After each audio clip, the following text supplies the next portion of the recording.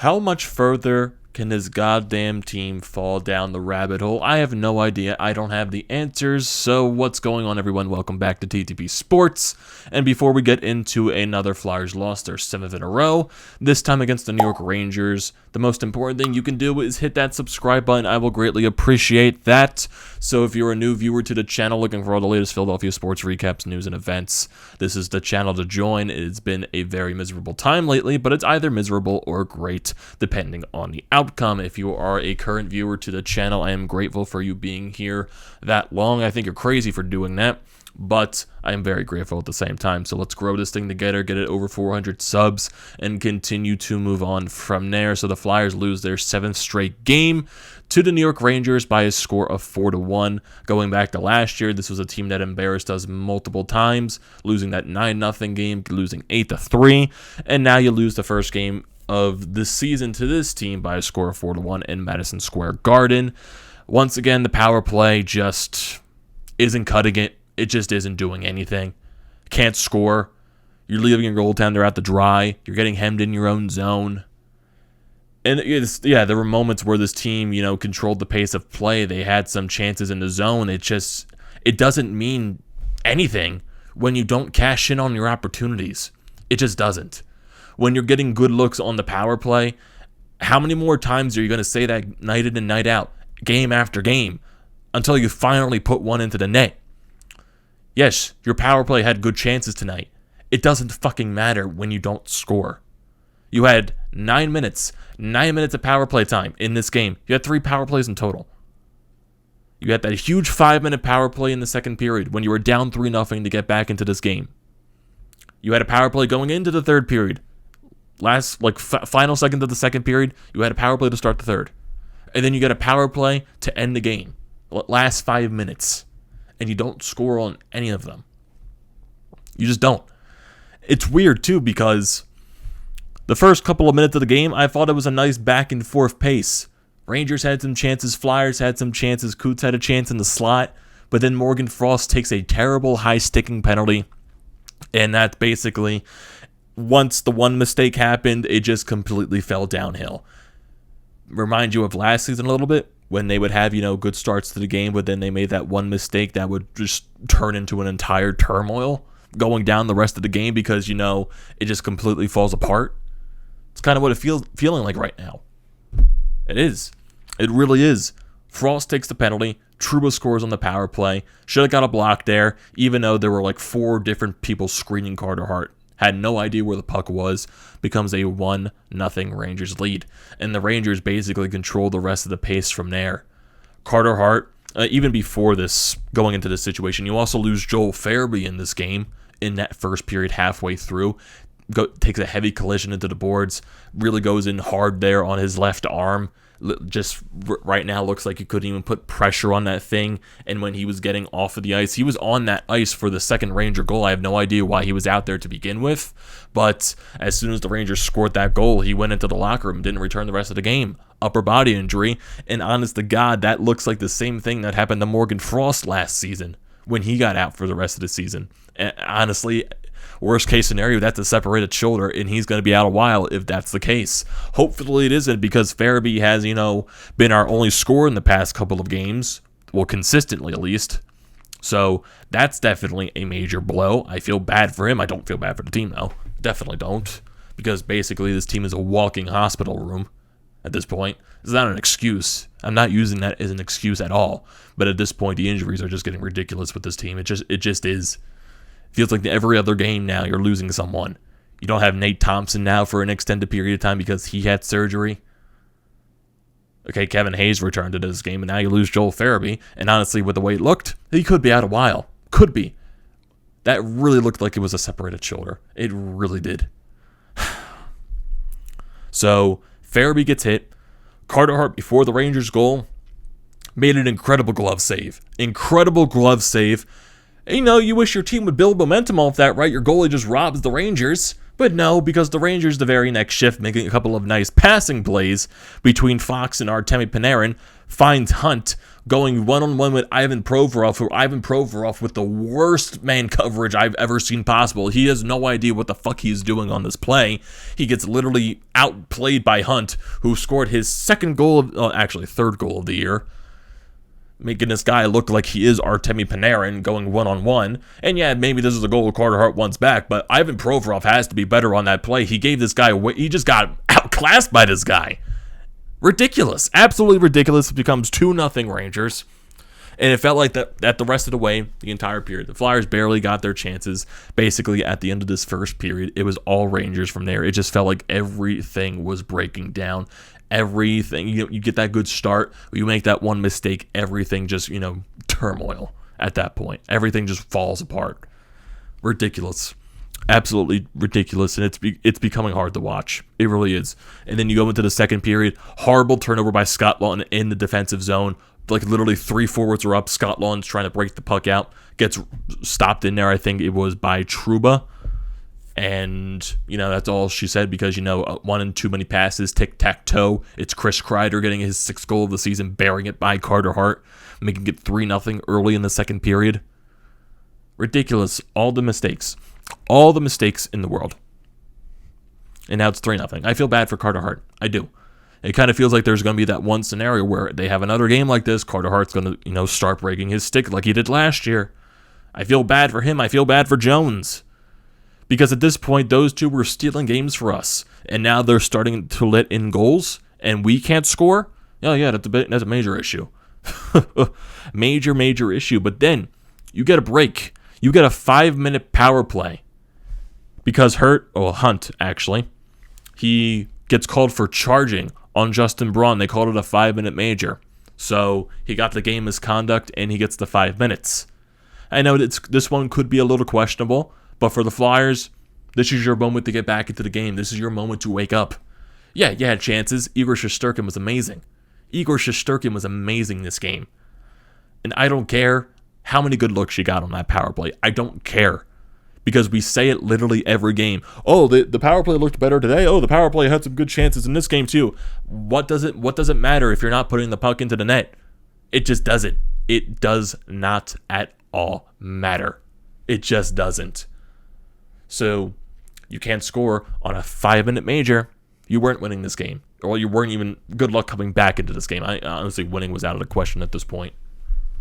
But then you do score. You do score after the 5-minute major ends. Morgan Frost had a great shift with Atkinson and Giroux. Giroux throws one on net. Shesterkin lets up a rebound, and Morgan Frost pokes it home. Makes it 3-1 Rangers. And the Flyers, yes, they controlled pace, I would say, a lot better at the end. Basically, the last half of this period after their power play. I'd say they definitely did control the pace. They draw another power play at the end. But still, they were not able to cash in at all.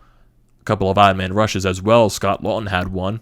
Couldn't hit the net. There was a lot of chances in this game where they had an easy shot, and for some reason they missed the goddamn net. Ivan Provorov, the same thing. Puck bouncing over there. The puck finds him. He puts it over the net. So, you get that power play to end the period. You can't cash it on those last 15 seconds, so you go into the third period. And honestly, for this one, I wasn't able to watch the third period because I had to go pick up a family member from work. But basically, seeing some of the highlights there, you start the third period off. The Flyers had their chances. You don't score on that power play. I saw the final 5 minutes of the game on the My Teams app. Flyers get the power play there, delay a game. They can't cash in at all on that power play. They're struggling to, defend the puck with the open net, and it's Artemi Panarin putting it in there, making it 4-1. At this point, I didn't even need to watch the third period because it's basically the same exact garbage. It's becoming unwatchable. It's just becoming bad hockey. It is. Yes, injuries are a factor. Injuries are not an excuse, though. They're just not. And yes, seeing Alain Vigneault in the press conference today, he started with, he liked the effort coming out of the game, but then, taking that penalty early on and not getting that block shot on the penalty kill really just sent the game going afoot. And, not scoring on the power plays. He wants to say they had good looks on the power play, but he even knows at this point how many more times are you going to say it enough before the puck actually goes in. They're not executing. and you're leaving your goaltenders out to dry at this point. It's ridiculous. Shots on goal in this game, Flyers actually led this game in shots on goal, surprisingly, 34-28.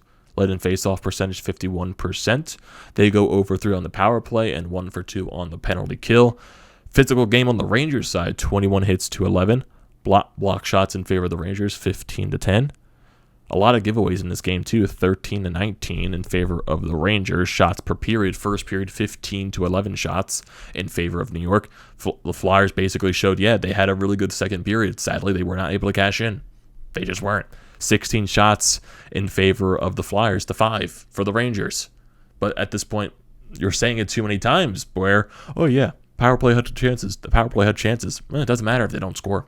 It just doesn't. And in the third period, 8 shots to 7 in favor of the Rangers.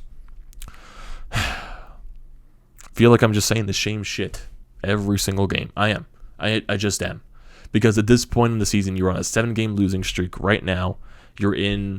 Now it's December 1st, and you're basically just creating your own turmoil at this point. You're creating your own downfall, I would say. Because now you are 8-9-4 with this 7th consecutive loss. Now your goal differential falls to a -15. You are really struggling to score goals at this point. Like going through the entire month of November, I think they averaged 1.7 something goals a game, 1.75, 76 or something like that when I saw it during the game. And they haven't scored more than 3 goals at all in the month of November. So, you would think it has to end at some point. You would, but I don't know. I don't know. I think I'm just out of words. I'm completely out of words. I don't know what to tell you. I just don't. I have no idea at this point. I just don't. It's getting harder and harder to watch these games. It really is. It's just unwatchable hockey. It really is, but sadly, I have to watch these games. Sadly, I am a fan at this point, and I am going to watch until the very end because, hockey is my number one sport, and sadly, that is the fact. Sadly. And the schedule just does not get any easier from here because you have 3 days off. You have 3 days off to prepare for a home back-to-back between, 2 harder teams, Tampa Bay and Colorado. Back-to-back.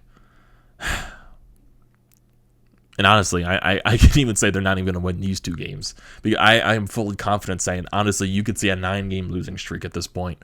Because they haven't beat Tampa Bay in the first 2 matchups. And who knows, the first time playing Colorado this year.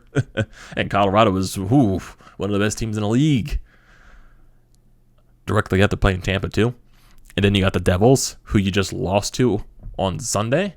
And then you got to play Vegas and Arizona on the road.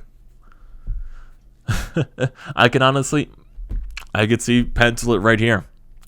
Loss, honestly. Loss to Vegas. Maybe a win in Arizona. I'm honestly at this point, I'm considering Arizona maybe because that's how bad they've been playing.